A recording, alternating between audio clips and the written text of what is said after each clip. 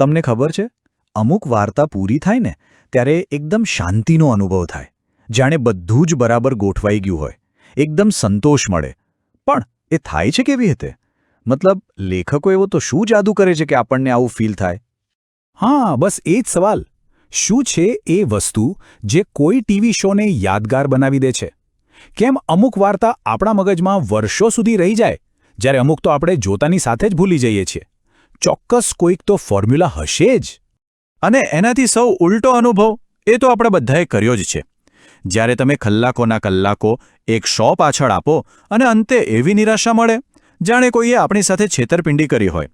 એમ લાગે કે આપણો સમય અને આપણી લાગણીઓ બધું જ વેડફાઈ ગયું. સાચી વાત. અને સૌથી વધુ ગુસ્સો ત્યારે આવે જ્યારે કોઈ પાત્ર એવું વર્તન કરવા લાગે જે એના સ્વભાવ સાથે મેળ જ ન ખાતું હોય. આપણે જે પાત્રને આટલા સમયથી ઓળખતા હોઈએ એ અચાનક જ કંઈક એવું કરે જેનો કોઈ અર્થ જ ન નીકળે. બસ ત્યાં જ વાર્તા પરથી આપણો વિશ્વાસ ઉઠી જાય છે. પણ એ નિરાશાને ભૂલી જાઓ, કારણ કે આજે અમે એક એવો ટીવી એપિસોડ લઈને આવ્યા છીએ જે સારી વાર્તા કહેવાની કળાનો એકદમ પરફેક્ટ નમૂનો છે. એક માસ્ટર ક્લાસ જે આપણને શીખવે છે કે એક સંતોષકારક અને યાદગાર વાર્તા કેવી રીતે લખાય. આ આખા એપિસોડનો પાયો એક જ વસ્તુ પર ટકેલો છે: ભાવનાત્મક સત્ય, એટલે કે ઇમોશનલ ટ્રુથ.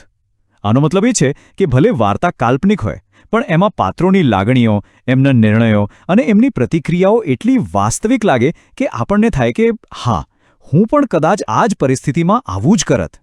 દાખલા તરીકે, આ સીન જુઓ. અહીં એક સાસુ સાવિત્રી દેવી અને એમની વહુ પ્રિયા છે. સાસુ એમના દિવંગત પતિને યાદ કરીને કહે છે કે એમની વહુ પણ એમના પતિ જેવું જ વિચારે છે. આ માત્ર એક નાનકડો સંવાદ નથી, પણ બે પેઢીઓ અને બે પાત્રો વચ્ચે એક ઊંડા ભાવનાત્મક જોડાણની શરૂઆત છે. તો આ એપિસોડ આટલો અસરકારક કેમ છે?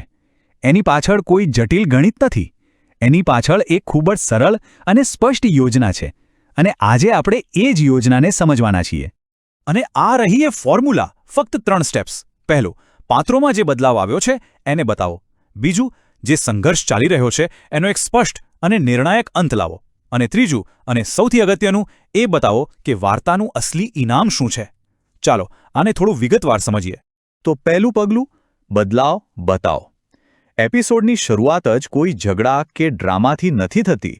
એની જગ્યાએ આપણને રસોડાનું એક શાંત દૃશ્ય દેખાય છે, જ્યાં સાસુ અને વહુ સાથે મળીને કામ કરી રહ્યા છે. આ એક નાનકડી ઝલક જ બતાવી દે છે કે તેમના સંબંધોમાં કેટલો મોટો સુધારો આવી ચૂક્યો છે. અને આ નાનકડો સવાલ, નોટપેડ છે, બધું જ કહી દે છે. આ માત્ર એક પ્રશ્ન નથી. એ વાતની સાબિતી છે કે આ પરિવાર હવે અલગ અલગ નથી, પણ એક ટીમ બની ગયો છે. એ લોકો એક જ હેતુ માટે સાથે મળીને કામ કરી રહ્યા છે. હવે આવે છે બીજું પગલું, એક ચોખ્ખી જીત. વાર્તા હવે આપણને કોર્ટરૂમમાં લઈ જાય છે. બહારનો જે સંઘર્ષ છે, જે જમીનનો કેસ છે, એ હવે એના અંતિમ તબક્કામાં છે. અને એનો ઉકેલ કોઈ હથિયારથી નહીં, પણ બુદ્ધિથી આવવાનો છે.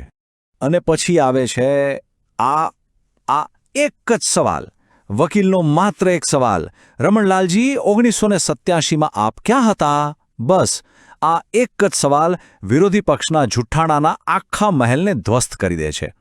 કોઈ ડ્રામા નહીં, કોઈ બૂમાબૂમ નહીં, માત્ર બુદ્ધિનો એક જ ચોક્કસ વાર. અને પછી એક ક્ષણ આવે છે જ્યારે રમણલાલ સુરેશ તરફ જુએ છે. એક જ નજરમાં બધું આવી ગયું: એમનું જૂઠ, એમનું દબાણ અને એમની હારનો સ્વીકાર. આ છે એક મહાન લેખકની તાકાત, જ્યાં શબ્દો કરતાં મૌન વધુ બોલે છે. અને અહીંથી આપણને ત્રીજા અને સૌથી મહત્વના પગલા પર લઈ જવામાં આવે છે.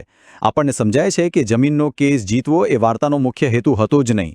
એ તો માત્ર એક સાધન હતું જે આપણને વાર્તાના સાચા ધ્યેય સુધી લઈ જવાનું હતું. અને કોર્ટનો ચુકાદો આવે છે. દાવો ફગાવી દેવામાં આવ્યો. ચાલો, બહારની સમસ્યા તો પૂરી થઈ ગઈ, પણ શું વાર્તા અહીં પૂરી થઈ? ના, બિલકુલ નહીં. કારણ કે અસલી વાર્તા તો હવે શરૂ થાય છે. સાવિત્રી દેવીનો આ સંવાદ જેટલા ઊંડા મૂળ્યા તેટલા વધુ તોફાન સહન કરે. બધું જ સ્પષ્ટ કરી દે છે. વાર્તાનું ખરું કેન્દ્રબિંદુ જમીન નહોતી, પણ પરિવારના મજબૂત થયેલા મૂળિયા હતા. તો અસલી જીત કોર્ટમાં નહોતી મળી, એ તો ઘરમાં મળી હતી. અસલી ઇનામ જમીનનો ટુકડો નહોતો, પણ તૂટેલા સંબંધોનું સમારકામ હતું. કાયદાકીય જીત તો માત્ર એક માધ્યમ હતી જેના દ્વારા પરિવારે એકબીજાને ફરીથી જીતી લીધા. આ જ છે એ ભાવનાત્મક સત્ય. અને હવે ઘરમાં ઉજવણીનો માહોલ જુઓ. કમલા માસીનો ફોન આવે છે અને એમનો ઉત્સાહ. મેં પહેલા જ દિવસે કહ્યું હતું આ વહુ સંભાળી લેશે. આ ઉજવણી માત્ર કેસ જીતવાની નથી પણ એ વિશ્વાસની છે જે આ પરિવારે એકબીજા પર પાછો મેળવ્યો છે. અને હવે ચાલો આપણે એપિસોડના અંતિમ અને સૌથી શાંત પણ સૌથી શક્તિશાળી દ્રશ્ય તરફ જઈએ. બધો ઘોંઘાટ પૂરો થઈ ગયો છે. હવે માત્ર મૌન અને લાગણીઓ બચી છે. પૂજાઘર પાસેની એક ક્ષણ જે આખા એપિસોડનો આત્મા છે. અને વહુ સારી છે, બસ આટલા જ શબ્દો. સાવિત્રી દેવીના મુખેથી નીકળેલા આ શબ્દો પ્રિયા માટે સંપૂર્ણ સ્વીકૃતિ છે. આ જ હતી અસલી જીત. આ જ હતું અસલી ઇનામ. કેસ તો માત્ર એક બહાનું હતું. અને આ જ ફરક છે કોઈ વાર્તાને માત્ર જોવામાં અને તેને ખરેખર અનુભવવામાં. જ્યારે આપણે વાર્તાની પાછળની આ રચનાને સમજીએ છીએ ને ત્યારે આપણે તેની કળાની વધુ કદર કરી શકીએ છીએ. આપણે માત્ર એક દર્શક નથી રહેતા પણ એના ઊંડાણને સમજતા વિશ્લેષક બની જઈએ છીએ. તો હવે પછી જ્યારે પણ કોઈ ફિલ્મ કે ટીવી શો જોશો ત્યારે આ દૃષ્ટિકોણથી જોવાનો પ્રયત્ન કરજો. એની પાછળ છુપાયેલી આ રચનાને સમજવાનો પ્રયત્ન કરજો. અને વિચારજો, એવી કઈ વાર્તા છે જેને હવે આપ એક નવી જ નજરથી જોશો? વિચારવા જેવો પ્રશ્ન છે, ખરું ને?